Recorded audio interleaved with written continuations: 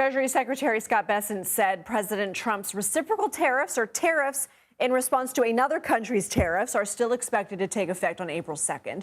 In an interview with Fox Business Tuesday, Bessent said the White House will provide trading partner countries with a specific number that takes into account their own rates, non-tariff trade barriers, and currency practices.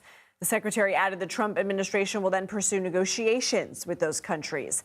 Well, you'll remember earlier this month, the president paused his 25% tariffs on a variety of goods covered by the U.S.-Mexico-Canada Agreement, or USMCA, until April 2nd.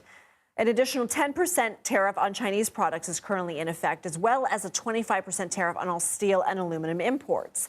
In response to those steel and aluminum tariffs, the European Union said last week it would place levies on $28 billion worth of American goods, including beef, poultry, bourbon, jeans, and peanut butter, starting April 1st. President Trump said if that tariff is not, quote, removed immediately, he will impose a 200% retaliatory tariff on all wines, champagnes, and other alcohol imported to the U.S. from France and other European countries. According to World Bank data, the U.S. is the top importer of wine in the world, bringing in nearly $5 billion worth of product in 2023. And the Department of Agriculture says the U.S. exported $167 million worth of wine and related products to the EU in 2024 alone. For more, let's bring in Andrew Rockwell. He is a production winemaker at Sparkling Pointe, a winery and vineyard located on New York's Long Island. So, Andrew, how might a potential 200% tariff on European wine and champagne affect restaurants and retailers in the U.S.? It's going to cause them a lot of risk. It's a long-term proposition in our business. So people are buying wines years in advance, and not knowing what the cost is going to be coming in could cause them some pain and issues. And these are our partners, so we're concerned for them. And you guys specialize in sparkling wine, right? And we say sparkling wine because it's produced outside of the Champagne region of France. Am I correct? That's 100% correct, Lindsay. We make nothing but sparkling wine here at Sparkling Pointe on the east end of Long Island.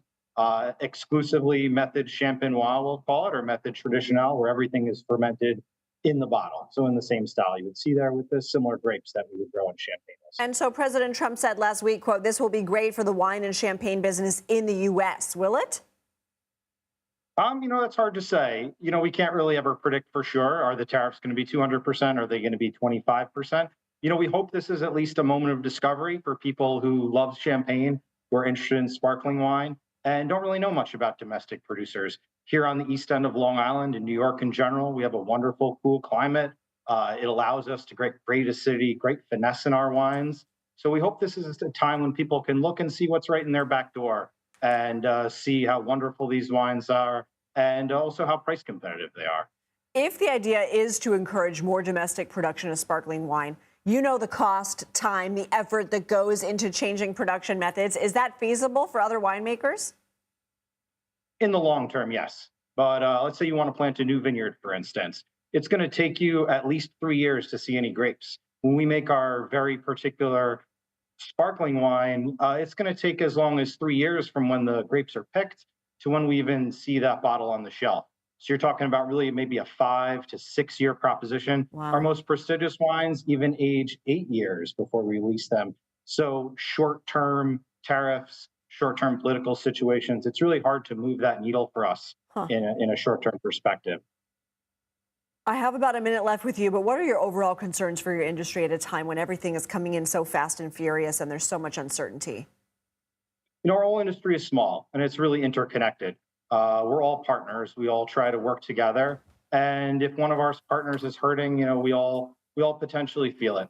We hope it increases interest in our wines. We hope people look to domestic sparklings. But if restaurants start going out of business, if distributors start going out of business, that affects everyone in our industry.